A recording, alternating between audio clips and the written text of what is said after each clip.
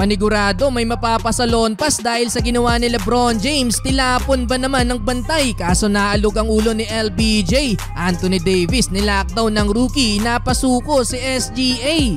LA Lakers versus the ranked 1 team sa West. Ang OKC Thunder first quarter not a good start para sa home team dahil natambakan agad sila dyan ng double digit. Balance ang scoring ng OKC led by Josh Giddey 8 points, 6 para kay SGA, 5 points with 3 rebounds naman para sa rookie na si Chet Holmgren. Napokya sa first quarter si LeBron pero may 3 assists si LBJ mula kay Hachimura at Anthony Davis. Na bad trip naman sa babaeng official si Austin Reeves kaya nabigyan ng technical si AR. Under 5 minutes nagsimula ang run ng Lakers mga bro. Yung double digit lead ng Thunder naglaho na parang bula matapos ang 12-0 run. 2-3 ang naipasok dyan ni Reeves. Lumamang pa ang Lakers under 2 minutes pero nauwi lang din sa tabla ang talaan 25-25. Second quarter muling nakuha ng Lakers ang lead mga bro. Balik court sa LBJ, gandang assist para kay Hayes. First 2 points ni King James, binuli ang defender. Bagsak ng salubungin ang tumatakbong si LeBron. Mapapasalon pas pa nang wala sa oras. Kumana ng 12-0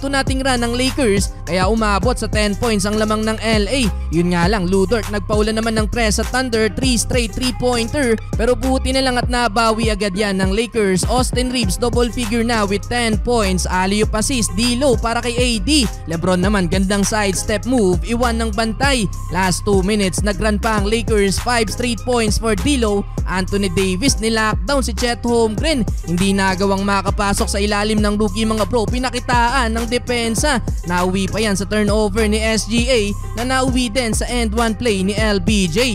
Mula yan sa assist ni D-Lo. Muntik pang madisgrasya si LeBron sa dulo mga bro. Napatalo na sa VIP seats 52-43. Halftime lamang ang LA. Entering the third quarter nagawa ng OKC na maibaba sa 4 ang lead ng LA matapos ang 3 sunod na tres ng Thunder. Kumanapan ng 12-2 run dyan ng OKC bago makabawi ang LA mula din sa tres ni LBJ. Anthony Davis tuloy ang pangla-lockdown kay Chet. Butata ang inabot ng rookie, nakakuha pa ng end one layup sa AD.